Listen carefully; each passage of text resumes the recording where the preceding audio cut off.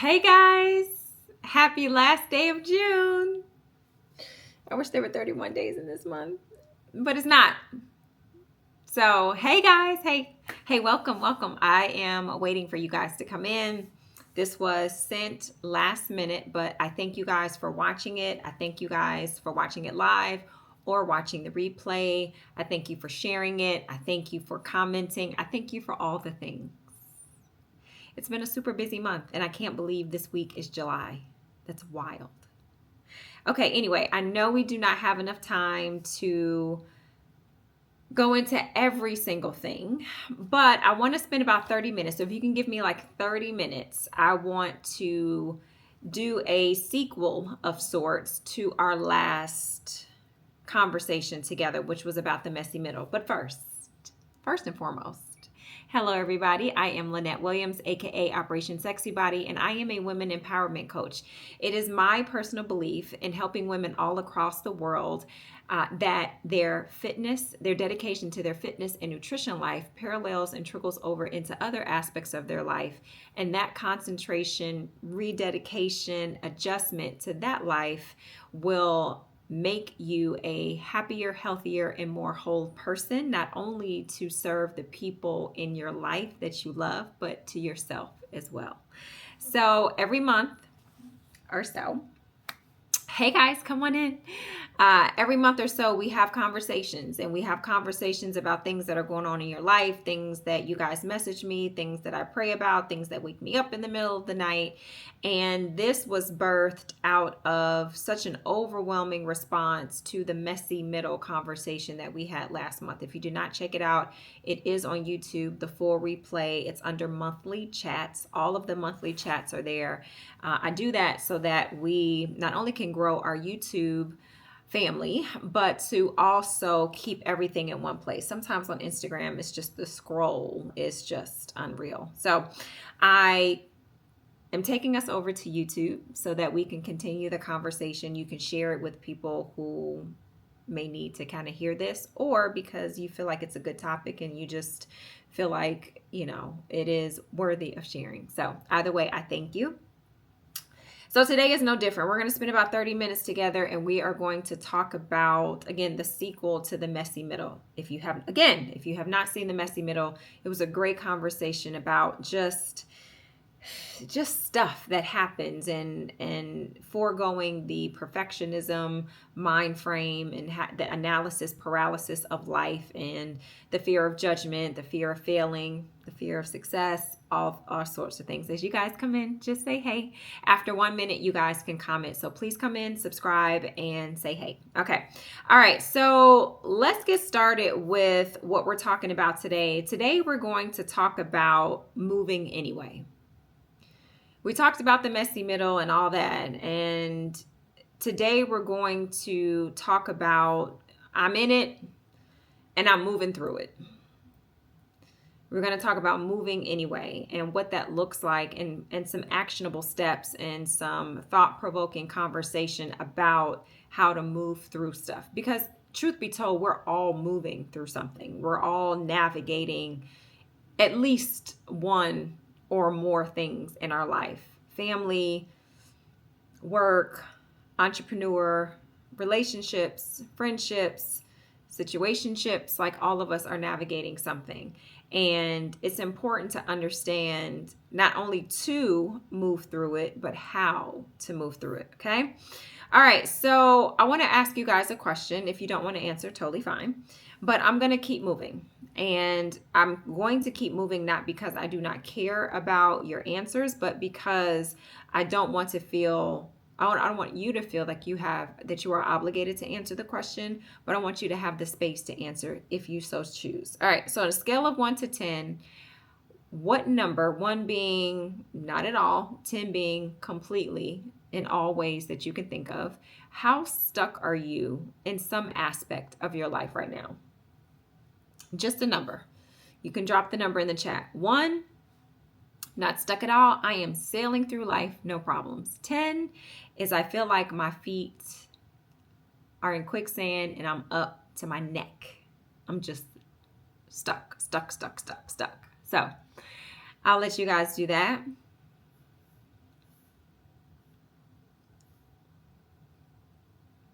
Okay. As you guys are doing that, I want to walk you through what those numbers mean as you process what number you would attach to your level of stuck. Waiting is not rest, it's a decision. Most of us are not stuck because we lack information. We're stuck because we lack vision. We're stuck because we're waiting for something else to happen first. We're waiting for clarity. God send me a sign. We're waiting for healing. I'm not ready to move on yet. We're waiting for the right time. We're waiting for the right feeling. And truth be told, transition doesn't reward waiting. It rewards movement. You guys may have heard me say before that motion and action are completely different. So there's a lot of motion behind our life and our thought process. I talk to clients, potential clients all the time, and we talk about goals, we talk about goal setting, we talk about what we want to accomplish, and it's always, well, I've planned this, I'm thinking about doing this, I've set aside money to do this, but what are you actually doing? Because if we don't follow the concept of motion, of doing all the things and setting all the things up, and we're not actually acting on those motions, we're waiting. And truth be told, you wait so long that so much time has passed that you sometimes give up on your goal. Sometimes you move the goal closer because that original goal is so far gone that you can't even fathom reaching that goal. So you say, well, instead of losing 30 pounds, if I could just lose 10, I'd be happy.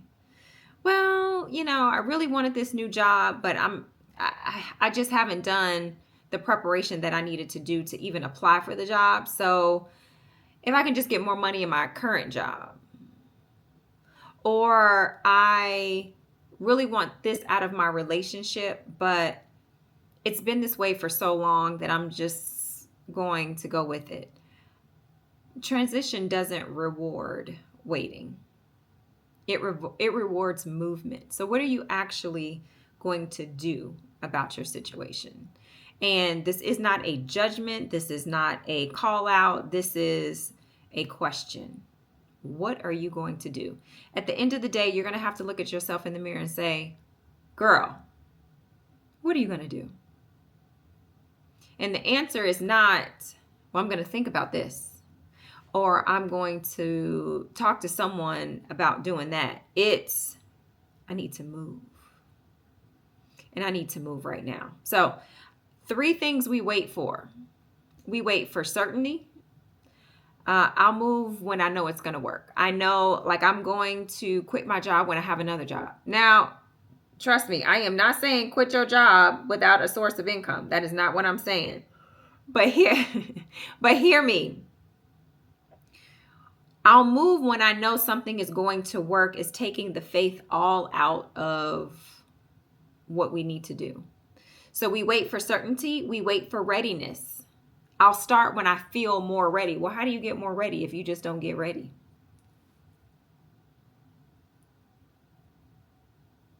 You got to get more ready to be ready. Okay? And then we wait for permission. I'll go when someone tells me that it's okay to go.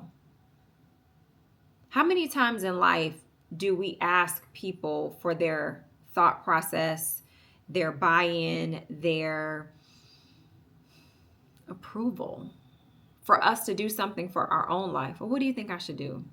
Should I move out? What do you think I should do? Should I go for this relationship? What do you think I should do? Should I?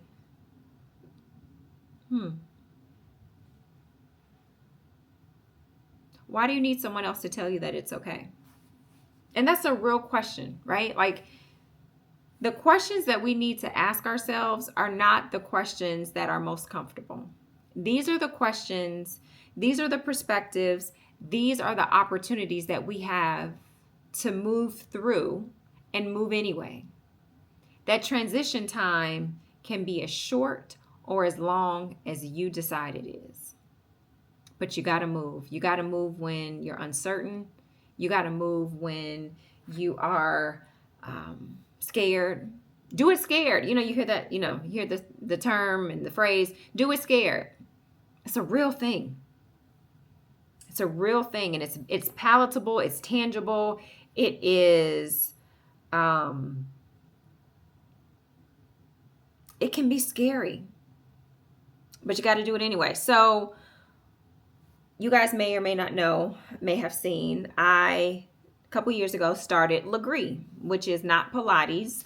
It is its own specific format. It is combining the concept and the functionality of Pilates with bodybuilding. So it's strength, it's endurance, it's eccentric movements. It is so difficult. I cannot describe to you how difficult it is. I've taken about 85 classes, and every time I register for a class and then I actually show up, it is it's a little pit in my stomach. Like, man, I know this is going to be hard. And you may have those classes too, right? Like, you may have those exercise moments where it's a really hard boot camp class. You know your trainer is going to work you out, and you kind of get like a little nauseous, a little scared, but you show up anyway. Moving anyway is knowing that I'm going to come out better on the other side. And life transitions work the same way. You don't move through life. Thank you guys for commenting. You don't move through life by feeling a certain way. Like, oh, I don't feel like working out. I don't feel like eating right. I don't feel like getting up, getting active, and doing something for myself. Like, you guys hear me all the time when I say get up, get active, and do something for yourself. And it's not about what I feel like. Because truth be told, we don't feel like doing a lot of things that we do. We don't feel like going to work every single day. I don't feel like waking up like I did yesterday at 2:50 a.m. to work out because I had such a busy morning. Nobody feels like that. Sorry, it's a flying here. Can't get her out. Nobody feels like that, but it's necessary. I got to move anyway because my goal is this. To get to my goal, I need to go through and move anyway. And my feelings have nothing to do with it. I'm sure you don't feel like washing clothes. I know you don't feel like driving to work, sitting in traffic. I know you don't feel like cooking or meal prepping, but your goal is to be successful in life, to live a life of balance, to show up for the people that mean things to you. So you're not going to feel like doing a lot of things, but it's worth it.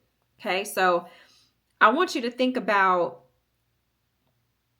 how you feel, moving anyway, and ignoring that self-sabotage in the back of your mind that says, I don't have to do it if I don't want to. I can just stay here and let me just process everything all at one time, because you'll look up and it'll be weeks and months, and in some cases, decades worth of waiting.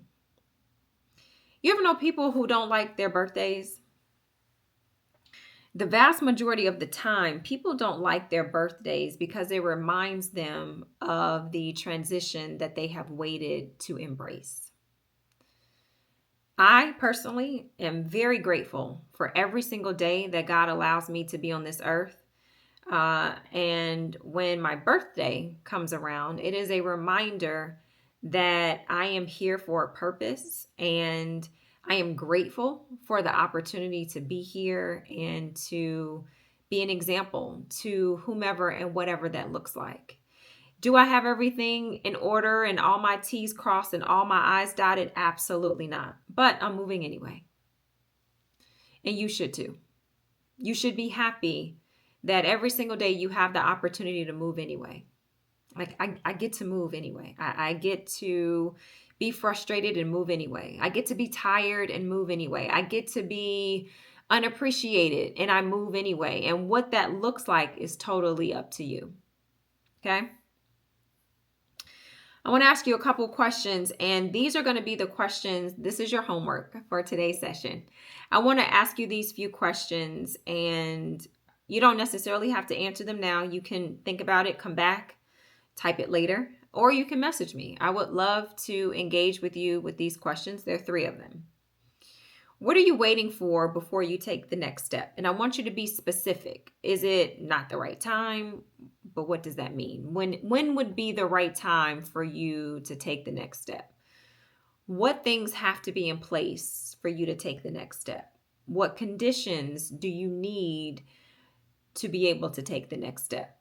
What person or persons or opportunity do you need to be able to take the next step? So the first question is, what are you waiting for before you take the next step?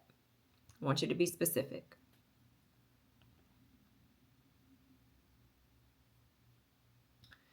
All right, question number 2. What has waiting already cost you? Be specific.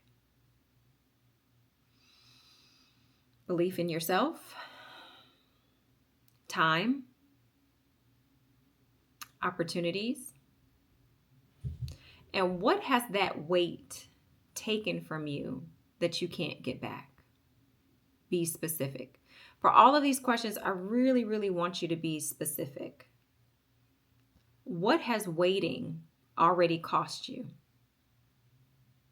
You ever have an appointment, like a doctor's appointment, hair appointment, nail appointment, and it's at a certain time?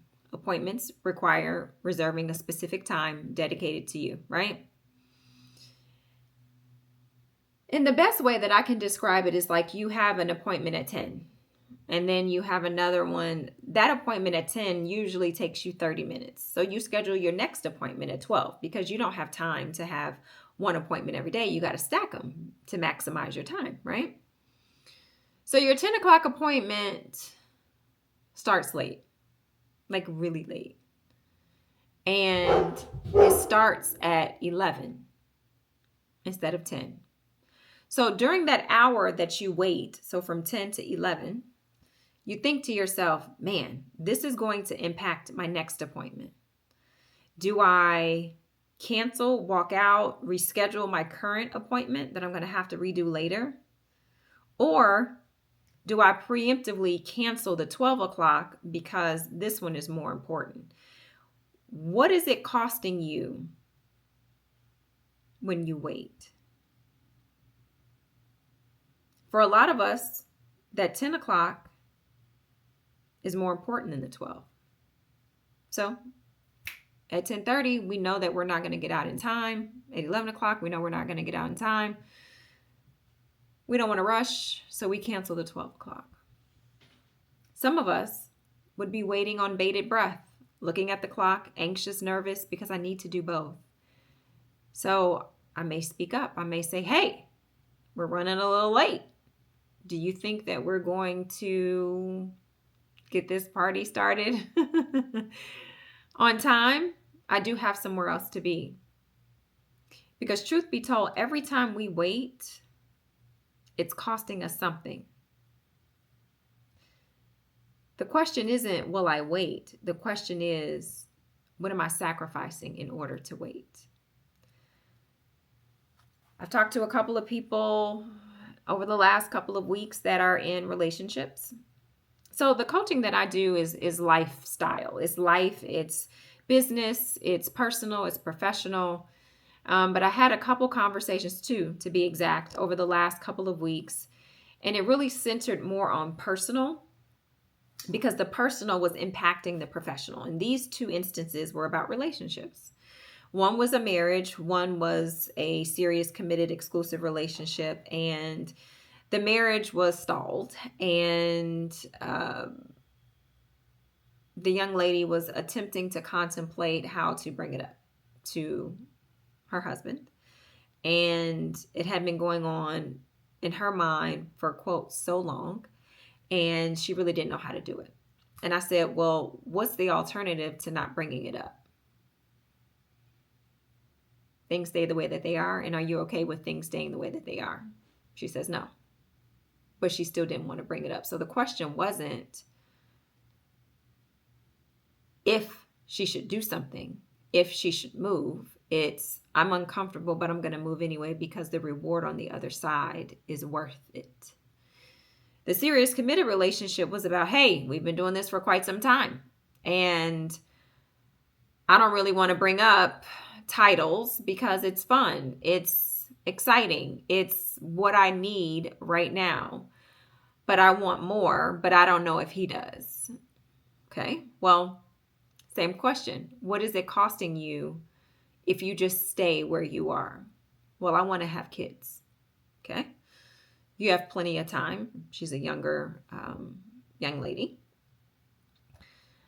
late 20s to be exact. And I want to have kids before I hit 30. Okay, you still have time. But what if you don't say anything now? Well, I'm afraid that we're not on the same page. Okay. So the lack of clarification, the lack of communication, the lack of transparency has allowed this young lady, and potentially you in your situation, the lack of clarity, the lack of communication, the lack of focus, the lack of desired specific things that you want out of life, out of a relationship, out of a situation. It puts you in this really, really gray area that you really can't pinpoint what it is, but what you have now may not be worth risking getting all of what you want. And that's a very difficult place to be in. So what has the waiting cost you? Fear of losing something? Fear of losing what you have, or potentially the grass not being greener on the other side? You got to be careful about waiting for things, guys. Like you can't allow life to pass you by. Like this week is July. Like I feel like we just celebrated New Year's Eve. Like I saw Thanksgiving stuff in Hobby Lobby the other day, and I'm like, they got 4th of July stuff on this shelf, and they have Thanksgiving 50% off on the other shelf. I'm like, slow down. But you know, people are buying the Thanksgiving stuff. They're not waiting. They're like, hey, I see something that I want that I'm going to need eventually, so I'm going to go ahead and grab it. It's wild. Anyway. All right. So the 3 questions again that I want you to answer. Number 1, what are you waiting for before you take the next step? Be specific. Question number 2, what has waiting already cost you? And number 3, this is number 3. If you had to take one imperfect step this week, what would it be? So an imperfect step is something that's not super planned out, something that is not, specifically curated to be perfect as you would normally do. If you had to take one imperfect step this week toward your goal, toward your dream, toward this conversation, toward your relationship, toward your professional career, toward yourself, whatever that looks like, what would it be?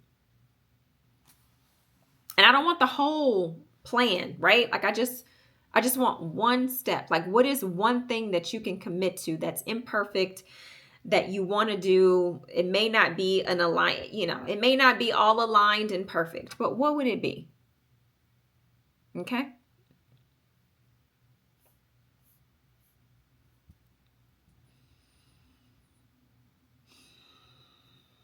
I want you to think about that.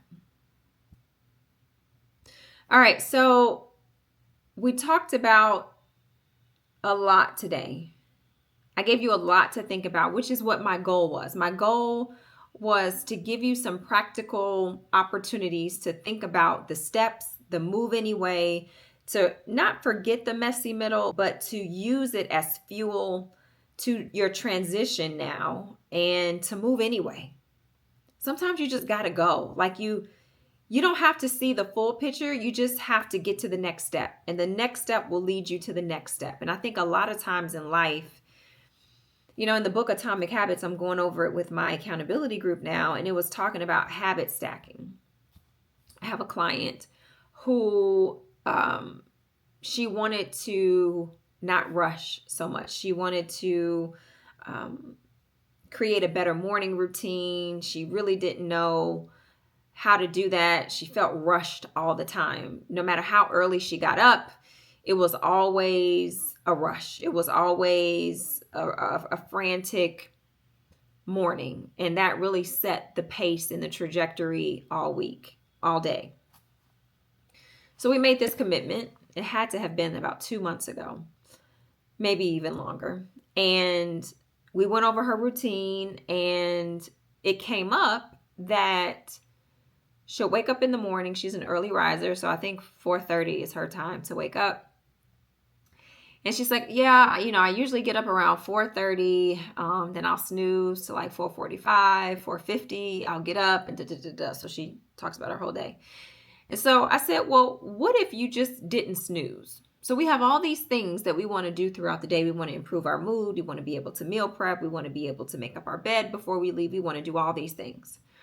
So what if you just didn't snooze? So I'm not focused on you doing all the things. I just want you to do one thing, which is not snooze.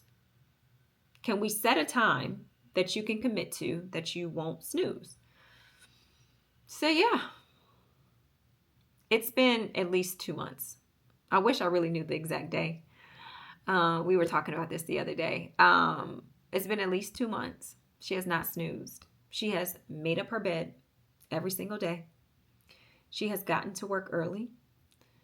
She has self-admittedly had a better attitude throughout the day. She has been more productive at work.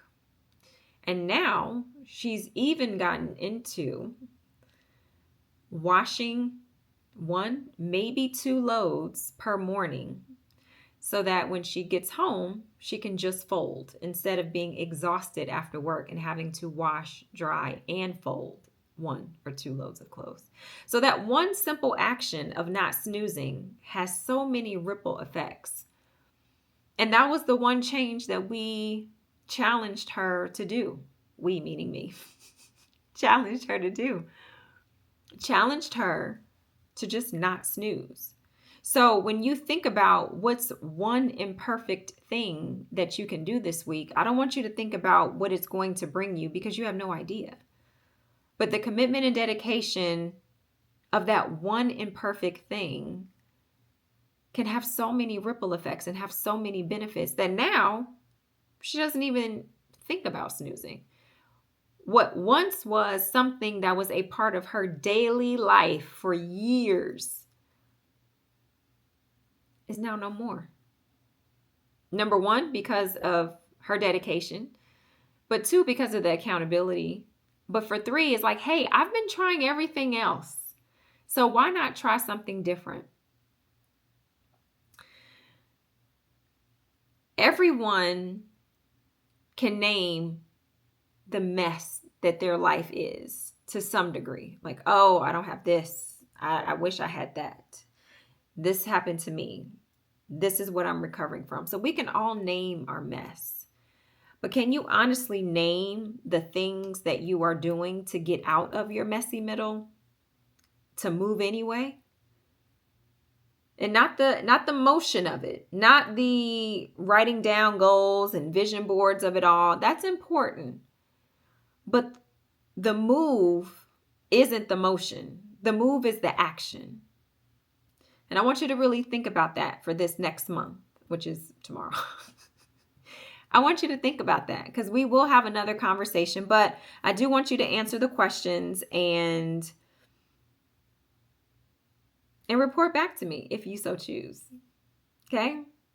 You don't have to be fully healed to take the next step. You just have to be willing. So the question for you, my last question to you is, are you willing? That's all it takes. So thank you guys. It's time to go to bed. I appreciate you guys so much. Thank you for sticking with me. And I have much more updates coming soon. But for now, stay tuned to Operation Sexy Body. We talk about all things lifestyle, fitness, nutrition, health. And you guys really like the beauty stuff. So I'm getting more into the beauty products and the anti-aging of it all as a mid-40s girly. I have gotten really into skincare, beauty products, makeup, all the things. I mean, I've been into it for a while, but not in a position to talk about it and engage with you in that way. So I'm excited about that. All right, guys, I will talk to you later and see you on the next one. Have a good night.